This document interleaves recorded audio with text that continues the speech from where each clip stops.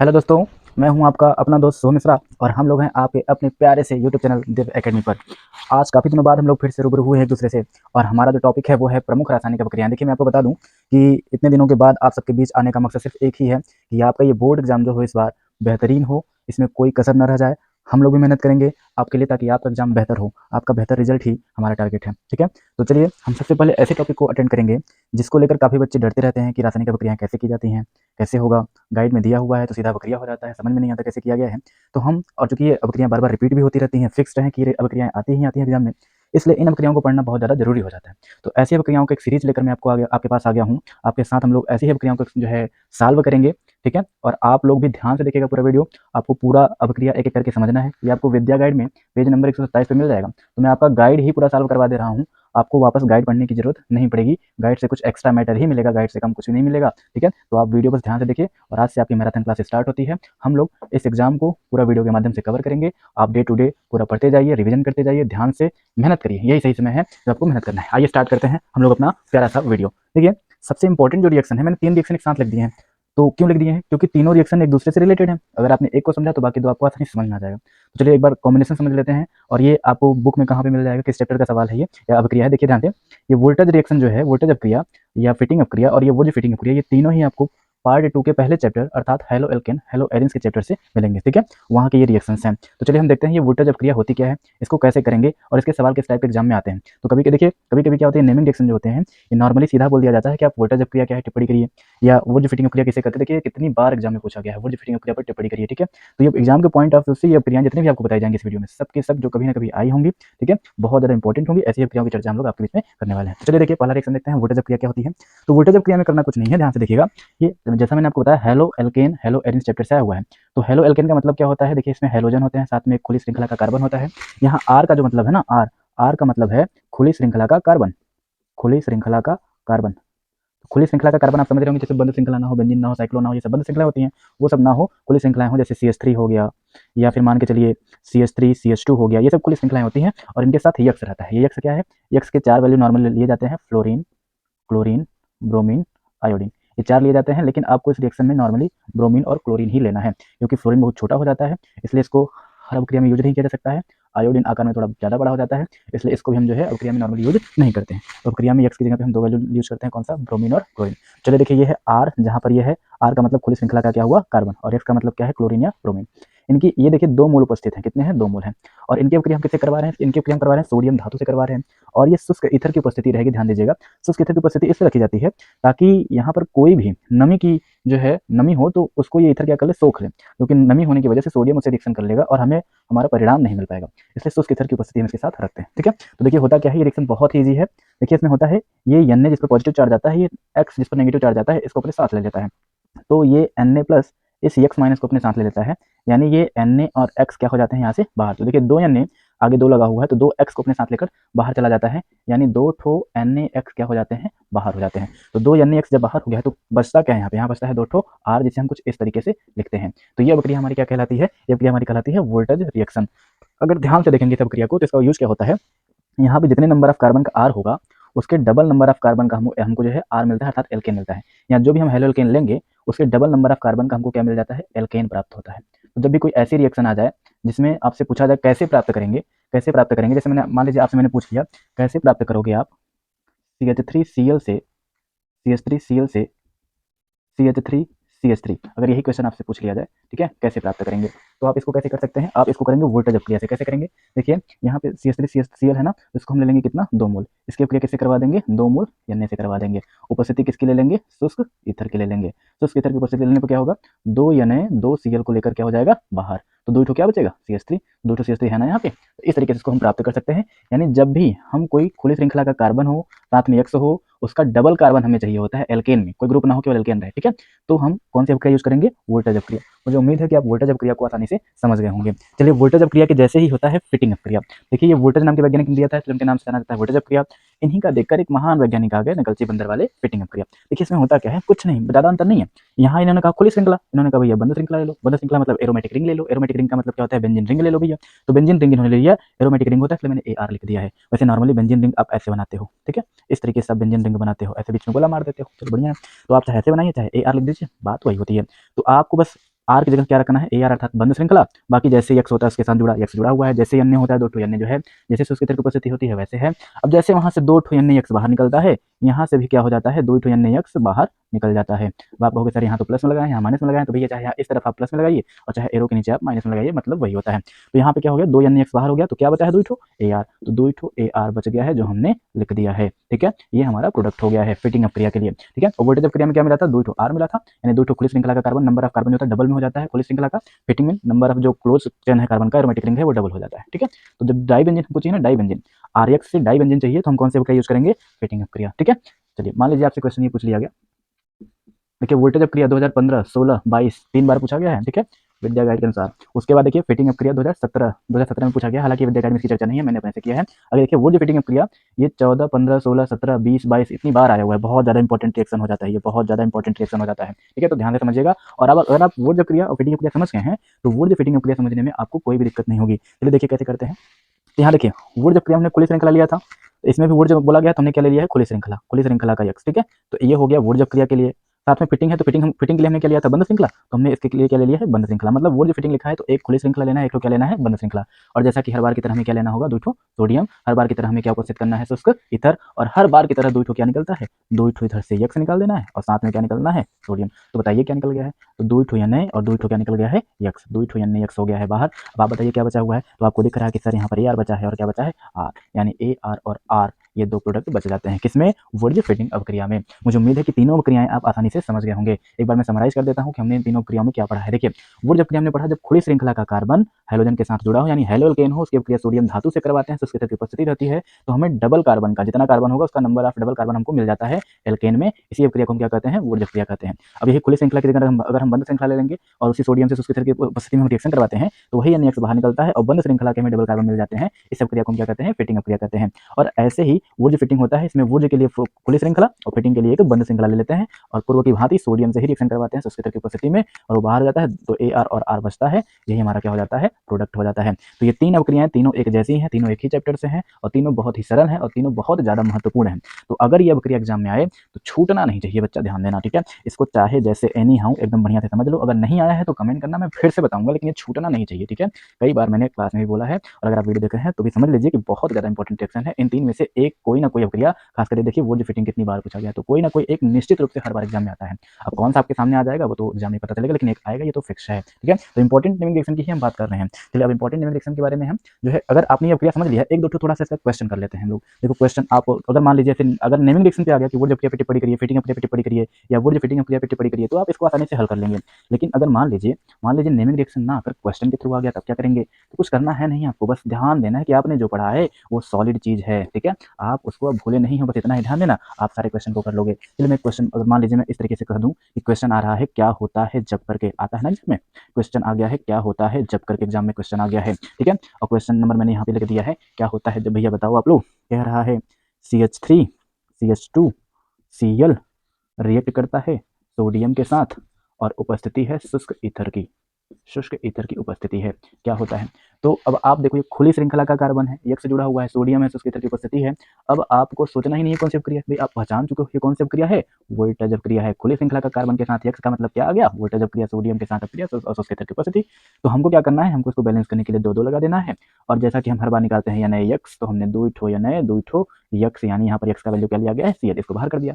तो क्या बचा है, ये बचा है। इसको लिखने का क्या तरीका है, पहले आप इधर से लिखते हुए जाएंगे, फिर इधर से लिखते हुए वापस आएंगे। तो चलिए इधर से लिखते हुए जाते हैं, क्या है, पहले CH3 है, फिर क्या है CH2, तो हमने पहले लिख दिया CH3, फिर हमने क्या लिख दिया CH2। अब यहाँ से उल्टा आना है, तो हमें फिर से क्या लिखना है, CH2, फिर क्या लिखना है CH3, तो हमने फिर से लिख दिया CH2, फिर से क्या लिख दिया CH3। तो ये देखिए हमारा फाइनल प्रोडक्ट मिल चुका है। ठीक है, तो इस तरीके से हम ऐसी अभिक्रियाओं को करते हैं। चलिए इसी बात पे एक और क्वेश्चन हम लोग कर ही लेते हैं। जैसे मान लीजिए हमसे पूछा गया क्या होता है जब क्लोरोबेंजीन की अभिक्रिया, क्लोरोबेंजीन की अभिक्रिया सोडियम धातु से शुष्क ईथर की उपस्थिति में करवाई जाती है, शुष्क ईथर की उपस्थिति में करवाई जाती है। देखिए कितना इजी है, अब आप पहचान चुके हो कौन सी अभिक्रिया है, पहचान में आ रहा है कि नहीं, तो भैया देखो आराम से, ये अभिक्रिया जो कि बंद श्रृंखला के साथ एक से जुड़ा हुआ है, सोडियम धातु है, शुष्क ईथर है, जब बंद श्रृंखला आ जाता है तो कौन सी अभिक्रिया हो जाती है, फिटिंग अभिक्रिया, फिटिंग अभिक्रिया है ना। तो फिटिंग अभिक्रिया में क्या करना है, फिटिंग अभिक्रिया में हम जानते हैं भाई, पहले तो आपको क्या करना है, दो दो लगा देना है, फिर आप ये दो ठो यानी दो ठो Cl आप बाहर कर देंगे। अब दो ठो क्या बचा है, बेंजीन रिंग, तो दो ठो बेंजीन रिंग आप इस तरीके से जोड़ दीजिएगा, दो ठो बेंजीन रिंग इस तरीके से आप जोड़ दीजिएगा। ठीक है, इस तरीके का आपका फाइनल प्रोडक्ट बन जाता है। चलिए अच्छा, मान लीजिए मैंने क्वेश्चन पूछा है कि बताइए क्या होता है जब CH3Cl यानी मेथिल क्लोराइड रिएक्ट करता है क्लोरोबेंजीन के साथ सोडियम से शुष्क ईथर की उपस्थिति में। क्या आप पहचान पा रहे हो किस प्रकार की प्रक्रिया है? अगर आपने ध्यान से वीडियो देखा है तो आपको समझ में आ गया होगा कि आपने कौन सा प्रक्रिया ये आपको दिया गया है। तो देखिए, बंद श्रृंखला का यक्स है, बंद श्रृंखला के कार्बन के साथ यक्स है, खुली श्रृंखला के कार्बन के साथ यक्स है। तो खुली श्रृंखला वुर्ज, बंद श्रृंखला फिटिंग, वुर्ज फिटिंग प्रक्रिया है। तो क्या होता है वुर्ज फिटिंग में? 2 Cl, इसको 2 आपको लगा देना है बैलेंस करने के लिए, और 2 Na। तो बाहर क्या हो गया? 2 NaCl बाहर हो गया। क्या बचा है? बेंजीन के साथ CH3। तो ये हमने बेंजीन बना दिया है, और उसके साथ जहाँ से ये Cl हटा है उसी की जगह पे हमको किसको जोड़ना है? CH3 को जोड़ना है। तो ये हमारा प्रोडक्ट बन जाता है। तो उम्मीद करता हूं मैं कि अगर ऐसे क्वेश्चन आपके सामने आएंगे तो एग्जाम में छूटने वाले नहीं है। सब हलवा वाला सवाल है, गाजर वाला हलवा खा के आना है, छोड़ना तो बिल्कुल नहीं है। ठीक है, अगर आपने समझा है तो मैं 2 क्वेश्चन भी दे देता हूँ, फिर आगे की प्रक्रियाओं को हम लोग देखते हैं। ठीक है, 2 क्वेश्चन देता हूँ, आप प्रयास करिएगा कि आप इसको कर पा रहे हैं कि नहीं कर पा रहे हैं। ठीक है, तो क्वेश्चन लिख लीजिए, ट्राई करने के लिए वीडियो पॉज करके आप आंसर लगा लीजिएगा। ठीक है, जैसे मान लीजिए आपको क्वेश्चन मिल गया है CH3 CH3 CH3, फिर है Cl, रिएक्ट करता है सोडियम से, और यहाँ पर है शुष्क ईथर। आप इसमें बताइएगा क्या बनेगा। एक और क्वेश्चन आप लिख लीजिएगा, अगर आपको समझ में आया है तो सॉल्व करिएगा। मैंने लिख दिया है CH3 CH2 C CH3 CH3 Cl, और ये है बेंजीन। बेंजीन के साथ मैंने लिख दिया है Cl, और उपस्थिति है शुष्क ईथर की। आप पहचानिएगा और बताइएगा कि ये क्या प्रोडक्ट बनाते हैं। अगर आप जो है आंसर कर पा रहे हैं तो हमारा एक जो है टेलीग्राम चैनल है, वहाँ पे आप इसका आंसर दे सकते हो, या खुद से ही ट्राई कर लीजिएगा। हम व्हाट्सअप लिंक भी दे देंगे आपको, वहाँ से आप ग्रुप में ज्वाइन हो जाइएगा, वहाँ भी आप अपना आंसर दे सकते हैं। ठीक है, चलिए हम अपक्रियाओं के दौर में अगली महत्वपूर्ण अपक्रिया जो एग्जाम में कई बार आया है, बहुत ज़्यादा इंपॉर्टेंट अपक्रिया है, उस अपक्रिया के बारे में हम लोग चर्चा करते हैं। ठीक है, तो चलिए दोस्तों, इंपॉर्टेंट नेमिंग रिएक्शन में या इंपॉर्टेंट रिएक्शन के इस श्रृंखला में हम लोग जो है अगले इंपॉर्टेंट अपक्रिया को देखते हैं, जो बहुत ज़्यादा महत्वपूर्ण है। ये परीक्षण के तौर पर भी प्रयोग किया जाता है। इस अपक्रिया का नाम है हेलोफॉर्म परीक्षण, जो कि आपके गाइड में, विद्या गाइड में पेज नंबर 27 पे दूसरी अपक्रिया करके दिया हुआ है, हेलोफॉर्म अपक्रिया। ठीक है, इसे हेलोफॉर्म परीक्षण के नाम से भी जाना जाता है। हेलोफॉर्म रिएक्शन है, देखिए ये बोर्ड एग्जाम में आपका 3 बार पूछा गया सवाल है, 2015 में, 2016 में, 2020 में। ये क्वेश्चन कई बार मतलब 3 बार पूछा गया है। अब देखिए ये अपक्रिया होता क्या है, एकदम सरल शब्दों में हम समझेंगे। गाइड में तो इस तरीके से लिख दिया गया है, हो सकता है पढ़ते वक्त कंफ्यूज हो जाए, बस आप एकदम ध्यान से देखिएगा, और इस अपक्रिया के थ्रू क्या बनता है, कैसे बनता है, सब कुछ बहुत आसानी से आप लिखने में सक्षम हो जाएंगे। बस आप ध्यान से देखिएगा कैसे किया गया है। देखिए, ये हेलोफॉर्म अपक्रिया के लिए महत्वपूर्ण बिंदु क्या है कि मतलब इस अपक्रिया को यूज किया जाता है। यह अपक्रिया एल्डिहाइड कीटोन या 2 डिग्री वाला जो अल्कोहल होता है, द्वितीयक अल्कोहल, उसमें CH3, ये लाइटिंग की वजह से आपको हो सकता है दिख ना रहा हो, तो उसमें चाहे एल्डिहाइड हो, कीटोन हो, या 2 डिग्री का कोई अल्कोहल हो, उसमें अगर मेथिल ग्रुप है, मेथिल समूह, CH3 समूह है, तो उसी की उपस्थिति के लिए ये अपक्रिया या ये परीक्षण कराया जाता है। ठीक है, तो हेलोफॉर्म अपक्रिया किस लिए कराई जाती है? कोई एल्डिहाइड होगा या कोई कीटोन होगा। एल्डिहाइड केवल एक ही एल्डिहाइड ऐसा है जिसमें CH3 ग्रुप होता है, और ये परीक्षण हो सकता है। एल्डिहाइड में केवल एक ही यौगिक ऐसा है, और यहाँ पे लिख दिया गया है। ठीक है, एल्डिहाइड में केवल एक ही एल्डिहाइड है, CH3CHO, जिसे एसिटाल्डिहाइड कहते हो। केवल इसी के साथ ये परीक्षण होगा, और किसी एल्डिहाइड के साथ ये परीक्षण होता नहीं है, क्योंकि और दूसरा एल्डिहाइड नहीं है जिसमें CH3 ग्रुप इस तरीके से हो जाए। ठीक है, अल्फा कार्बन पर हो CH3 ग्रुप। आगे देखिएगा, कीटोन, कोई कीटोन है, कीटोन बहुत सारे होते हैं जिसमें CH3 ग्रुप मौजूद होता है, उसी का परीक्षण किया जाता है कि है कि नहीं है, उसके लिए हेलोफॉर्म टेस्ट करेंगे। या कोई द्वितीयक एल्कोहल होता है, तो उसमें भी हम चेक करते हैं कि मेथिल ग्रुप है कि नहीं है। अब चलिए, ये तो हमें पता चल गया कि किसी एल्डिहाइड, कीटोन या 2 डिग्री वाले एल्कोहल में मेथिल ग्रुप का जो है परीक्षण किया जाता है इस प्रक्रिया के थ्रू, ये तो पता चल गया। लेकिन अब सवाल ये है कि इस परीक्षण को करेंगे कैसे, हमें कैसे पता चलेगा कि इसमें है कि नहीं है। मैं आपको बता दूं, देखिए, अगर किसी भी एल्डिहाइड या कीटोन या 2 डिग्री वाले एल्कोहल में मेथिल ग्रुप होता है, यानी CH3 ग्रुप होता है, CH3 ग्रुप होता है, तो वह अभिक्रिया जो है, वह पदार्थ जो है 3x2 4 NaOH के साथ, या इनकी जगह पर आप NaOX ले सकते हो। मैंने x का आपको मान बताया है, x के कितने मान होते हैं? 4 मान होते हैं, फ्लोरीन, क्लोरीन, ब्रोमीन, आयोडीन। ध्यान दीजिएगा, 4 मान होते हैं, लेकिन इस अभिक्रिया के लिए, हेलोफॉर्म के लिए, आप आई का यूज करेंगे। आई का यूज क्यों करेंगे? मतलब x की जगह पे आपको क्या रखना है? आई रखना है। आई क्यों यूज करेंगे भैया? आई इसलिए यूज करेंगे क्योंकि आई जो हेलोफॉर्म बनाएगा, देखिए हेलोफॉर्म का फार्मूला क्या होता है? CHX3, CH के साथ x के 4 मान होते हैं। अगर यहाँ पे F3 बोल देंगे, CHF3, तो हो जाएगा फ्लोरोफार्म। अगर इसको लिख देंगे CHCl3, ये हो जाएगा क्लोरोफार्म, वही क्लोरोफार्म जो बेहोश करने के लिए यूज किया जाता है। इसका फार्मूला क्या होगा? CHCl3। चलिए आगे अगर ब्रोमोफार्म बताना हो तो आप बताइए क्या हो जाएगा? CHBr3। आइडोफार्म का फार्मूला क्या होगा, जल्दी से बताइए? CHI3। ठीक है, ये आइडोफार्म हो जाएगा। तो मैंने कहा कि यहाँ एक्स की जगह पे आपको आई रखना है। आई क्यों रखना है? आई इसलिए रखना है क्योंकि ये जो CHI3 यानी आइडोफार्म बनता है ना, ये पीला कलर का अवक्षेप बताता है, पीला कलर का, पीला रंग का अवक्षेप बनाता है, बताता नहीं भैया, बनाता है। ठीक है, अवक्षेप। तो पीले रंग का अवक्षेप, देखिए हम मान लीजिए कहीं प्रयोगशाला में अभिक्रियाएं कर रहे हैं, ठीक है, तो हमको रंग से ही पता चलता है कि अभिक्रिया हुआ है कि नहीं हुआ है। तो हम क्या करेंगे, हम जो है जो भी हमको दिया होगा, एल्डिहाइड होगा या कीटोन होगा या 2 डिग्री का अल्कोहल होगा, उसमें हम या तो NaOI मिला देंगे या तो फिर कोई भी हैलोजन यानी I2 मिला देंगे और साथ में NaOH मिला देंगे।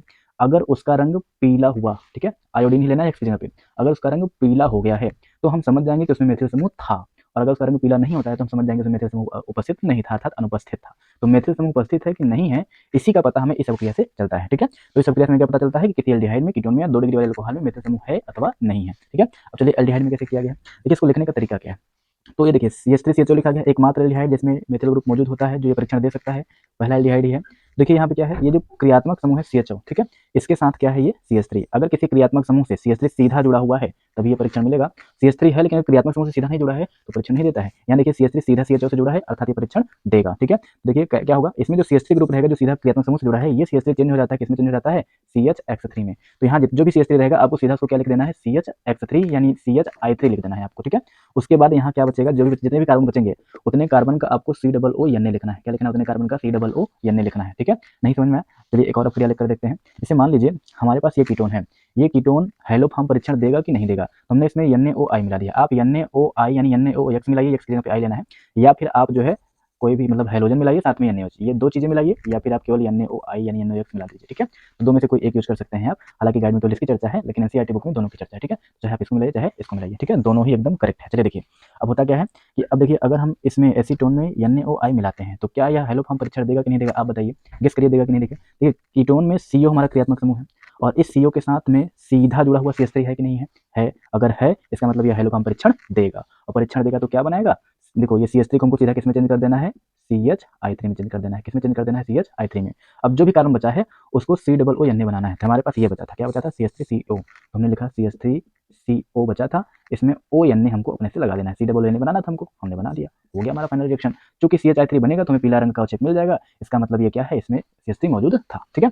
अच्छा बात बताइए, चलिए ये वाला गेस करिए, अगर ये वाला आपको मिल जाए कि बताइए हैलोफॉर्म क्रिया होगी कि नहीं होगी, तो आप देखिए गेस करिए हो सकता है कि नहीं। यहाँ क्रियात्मक समूह ये है और क्रियात्मक समूह से सीधा जुड़ा हुआ CH3 है कि नहीं, मेथिल ग्रुप है कि नहीं। तो जब क्रियात्मक समूह से सीधा CH3 ग्रुप जुड़ा होता है और तब उसकी अभिक्रिया हम NaOI या फिर X2 और NaOH के साथ करवाते हैं तो क्या करता है, हैलोफॉर्म परीक्षण देता है। मतलब ये CH3 किसमें चेंज हो जाएगा, CHI3 में, अर्थात पीला रंग का अवक्षेप, साथ में जो बचा हुआ है, जो बचा उसको लिखेंगे। आप बताइए इसको क्या लिखेंगे, यह है CH3 CH2 CO, तो हमने लिखा CH3 CH2 CO, इसी को ON आगे करके आपको इस तरीके से हमेशा लिख देना है, ठीक है। तो इस तरीके का लिखने का तरीका देखिए, इस तरीके से आपको लिखना है, ठीक है। हाँ, और ये आपका हैलोफॉर्म परीक्षण दे देगा। अब जल्दी से मेरे सारे प्यारे प्यारे बच्चे दोस्त जल्दी से बता देंगे कि क्या ये वाली अभिक्रिया हैलोफॉर्म परीक्षण देगी कि नहीं देगी। देखिए ध्यान से देखिए, क्या ये अभिक्रिया हैलोफॉर्म परीक्षण देगा कि नहीं देगा। तो इसका मतलब आप सभी समझ गए हो, है ना, समझ गए हो। क्यों, देखो क्रियात्मक समूह CO है, अब ये क्रियात्मक समूह CO है, क्या इससे सीधा CH3 जुड़ा है, ये तो CH2 है, नहीं जुड़ा है। क्या ये CH3 है, ये भी नहीं जुड़ा है।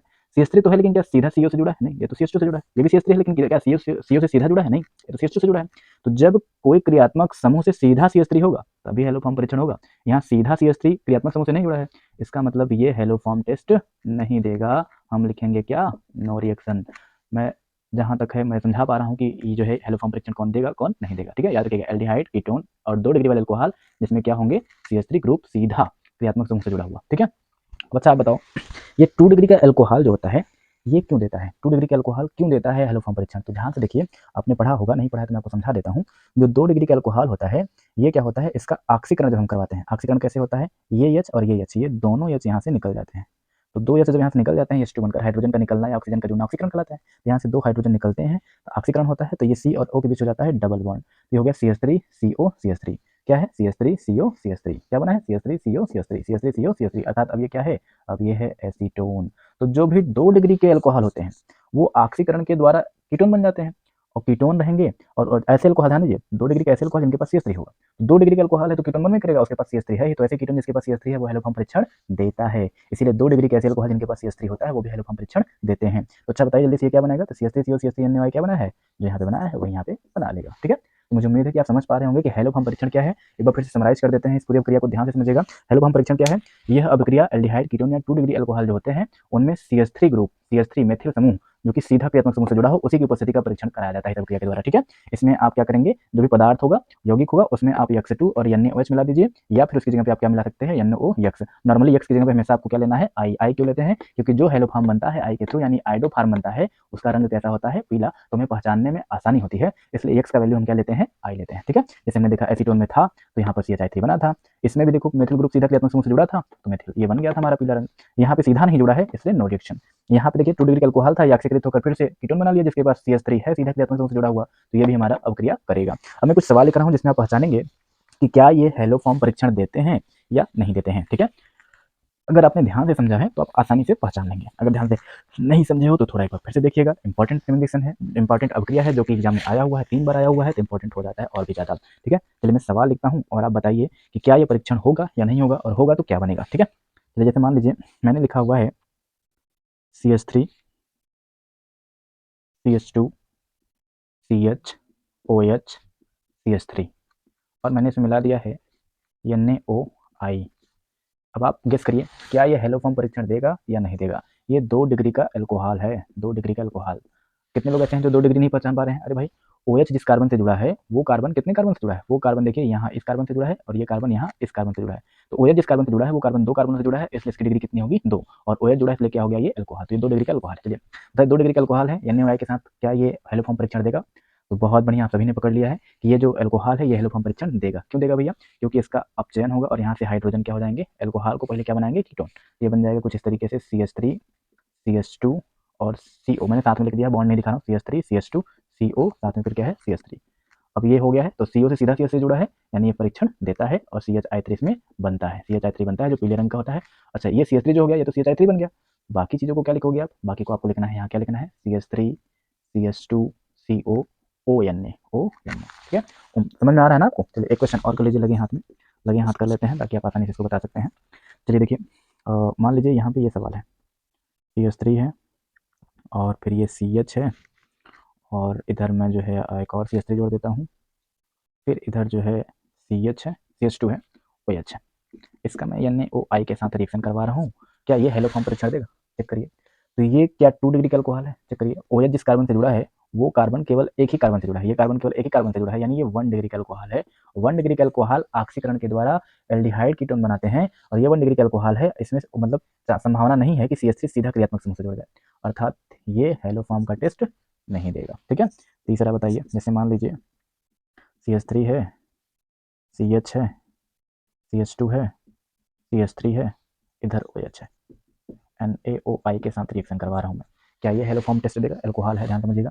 देखिए ये OH जिस कार्बन से जुड़ा है वो कार्बन एक यहाँ और एक यहाँ 2 से जुड़ा है, अर्थात ये 2 डिग्री का अल्कोहल है और 2 डिग्री के अल्कोहल की संभावना बनी रहती है अगर उसमें से क्या है, CH3 मौजूद है, सीधा मौजूद है। ठीक है, तो देखिए यहाँ CH3 मौजूद है, इसका मतलब ये देगा। और क्या बनाएगा, देखिए ये बनाएगा CH3 और ये C से ये H और ये H हट जाएंगे तो क्या हो जाएगा, ये CO, और फिर इधर क्या है CH2, CH इसी C से जुड़ा है तो हमने लिख दिया, आगे लिख दिया, कोई दिक्कत नहीं है, CH2 फिर आगे क्या है CH3 है। अब ये हेलो फॉर्म टेस्ट देंगे NaOI के साथ और क्या बनाएंगे, देखिए ध्यान से, CO के साथ जो CH3 है ये CH3 तो बना लेगा CHI3। अब क्या बचा है, बचा है CH3 CH2 CO, तो हमने लिख दिया CH3 CH2 CO और साथ में हमें क्या लगा देना है, ONA।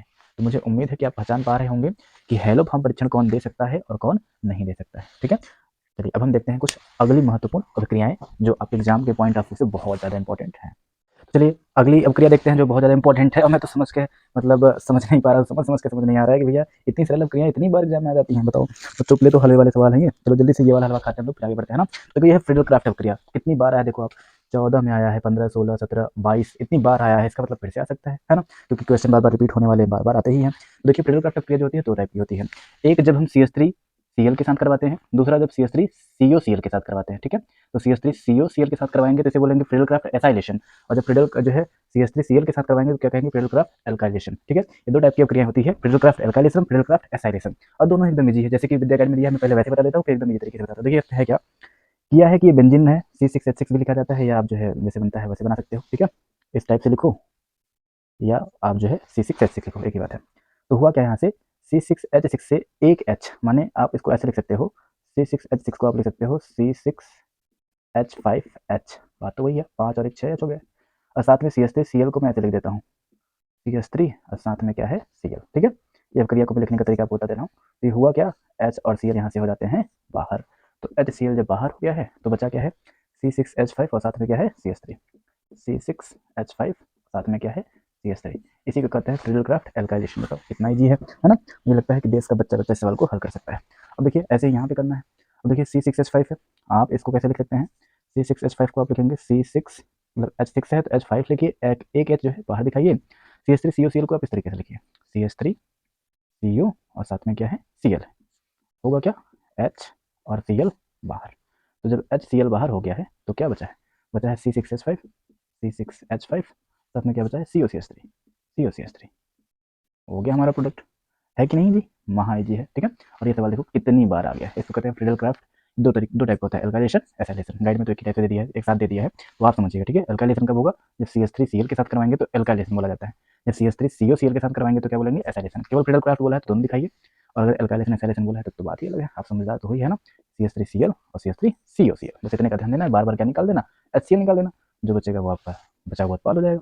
इतनी सरल क्रिया भी आपके बोर्ड एग्जाम में आती रहती है। ठीक है, चलिए अब हम देखते हैं एकदम महत्वपूर्ण अब क्रिया, इसका नाम है एल्डोल।